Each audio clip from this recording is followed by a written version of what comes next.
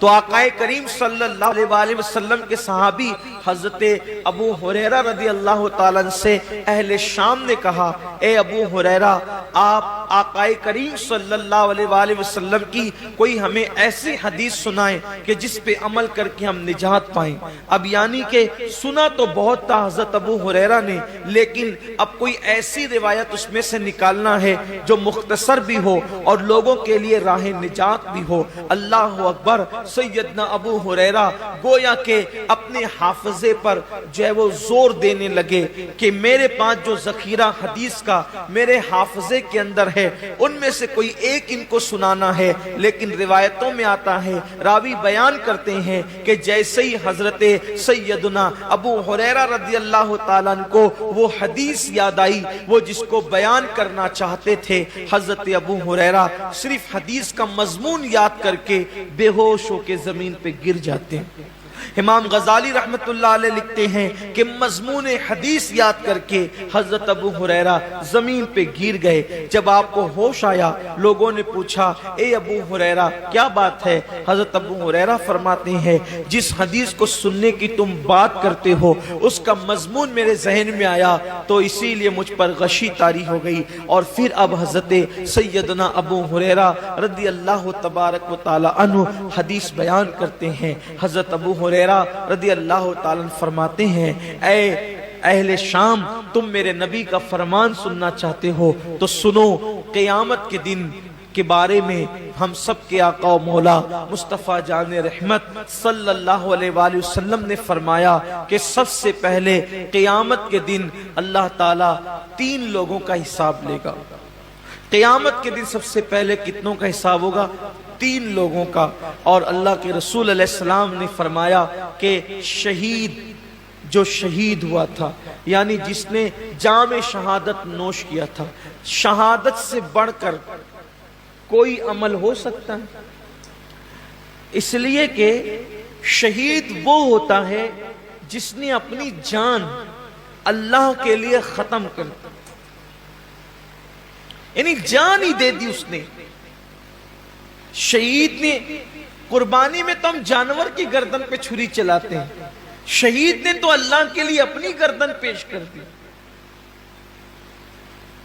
شہید نے اپنی گردن پیش کر دی۔ سب سے پہلے شہید آئے گا اور اللہ تبارک و تعالیٰ اس شہید کو اپنی نعمتیں یاد دلائے گا، اور نعمتیں یاد دلا کر کے اللہ تعالیٰ جب اس کو اپنی نعمتیں یاد دلائے گا تو پوچھے گا اے میرے بندے، میں نے تجھے اتنی نعمتیں دی، اب بتا تو نے میرے لیے کیا کیا؟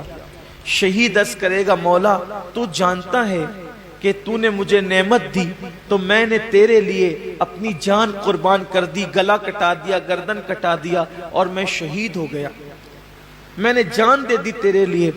اللہ فرمائے گا تو جھوٹا ہے، اللہ فرمائے گا تو جھوٹا ہے، تو نے اس لیے گردن نہیں کٹائی تھی کہ میں راضی ہو جاؤں، بلکہ تو نے اس لیے گردن کٹائی تھی تاکہ لوگ تجھے بہادر کہیں،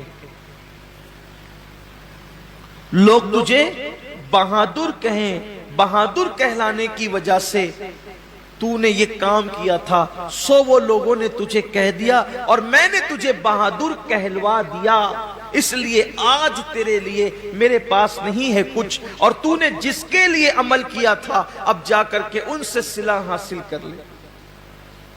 گھر کی فریج بھرنے والوں اور گھر کی فریج بھرنے کے لیے قربانی کرنے والوں، یا لوگوں کی جھوٹی شہرت کے لیے قربانی کرنے والوں، ذرا ہوش کے ناخون لو۔ یہاں تو جانور کی گردن پہ چھری ہے، وہاں تو اس نے اپنی گردن کٹائی۔ اللہ فرمائے گا تو جھوٹا ہے، بہادر کہلانے کے لیے شہید ہوا تھا، جس کے لیے تو نے یہ کام کیا تھا جا کے ان سے صلہ حاصل کر، آج تیرے لیے میرے پاس کچھ نہیں ہے۔ اور اللہ فرشتوں سے کہے گا اس بدبخت کو گھسیٹ کر کے جہنم میں لے جاؤ۔ تو حضرت سیدنا ابو ہریرہ رضی اللہ تعالیٰ عنہ فرماتے ہیں کہ وہ شہید ہوگا، شہادت کے بعد بھی اس کو جہنم میں لے جایا جائے۔ پھر فرماتے ہیں ایک دوسرا بندہ اللہ کی بارگاہ میں آئے اور آنے کے بعد وہ بندہ جب حاضر ہوگا تو اللہ رب العزت اس کو اپنی نعمتیں یاد دلائے گا، اور جب اللہ تعالیٰ اس کو اپنی نعمتیں یاد دلائے گا تو اللہ فرمائے گا کہ بندے تو نے میرے لیے کیا کیا؟ تو وہ جواب دے گا مولا میں نے علم حاصل کیا، علم پڑھا، اور علم سے میں نے خوب خدمت کی، تلاوت قرآن کی اور پڑھا پڑھایا، سب کچھ کیا، اپنا وقت دیا، وقت لگایا۔ اللہ فرمائے گا تو جھوٹا ہے، تو اس لیے تقریریں کرتا تھا، علم پڑھاتا تھا، خطابت کرتا تھا، تلاوت کرتا تھا کہ لوگ تجھے عالم کہے، قاری کہے، سو تجھے کہلوا دیا گیا۔ آج تیرے لیے ہمارے پاس کچھ نہیں ہے، جن کے لیے کیا تھا انہی سے صلہ مانگ۔ اور اللہ فرمائے گا اس کو بھی منہ کے بل گھسیٹتے ہوئے جہنم میں لے جاؤ۔ یعنی جس نے علم پڑھایا تھا، رات رات بھر مطالعہ کیا تھا، دن دن بھر لوگوں کے درمیان جا کر کے علوم حاصل کیے تھے، علم حاصل کیا تھا، لوگوں کے پاس سیکھا بھی تھا، سکھایا بھی تھا، تلاوتیں بھی کی تھی، لیکن اس کو وہاں کوئی صلہ نہیں ملے گا، اس لیے کہ اللہ کی رضا نہیں تھی، نیت اچھی نہیں تھی۔ آج آپ دیکھیں کہ ہماری نیتیں کہاں تک مخلص ہے، ہماری نیتوں میں کہاں تک اخلاص ہے۔ قرآن تو کہہ رہا ہے وَمَحْيَايَ وَمَمَاتِي لِلَّهِ رَبِّ الْعَالَمِينَ کہ جینا بھی اللہ کے لیے اور مرنا بھی اللہ کے لیے۔ یہاں تو چند تھوڑی بہت عبادت بھی اللہ کے لیے نہیں کر سکتے، بلکہ حد تو یہ ہے کہ لوگ جنازے میں بھی جاتے ہیں تو اللہ کے لیے نہیں جاتے۔